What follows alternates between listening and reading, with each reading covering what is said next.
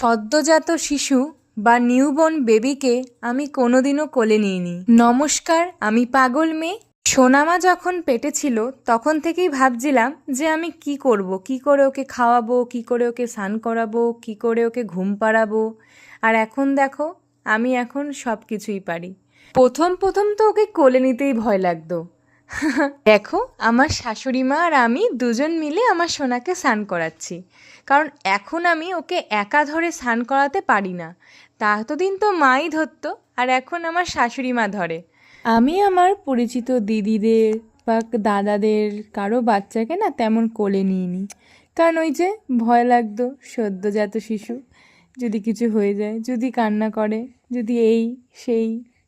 দেখো, কথা বলতে বলতে সোনামার স্নান হয়ে গেল। আগে স্নান করানোর দায়িত্ব মায়ের ছিল, এখন দেখো কি করে চেঞ্জ হয়ে গেল সব কিছু।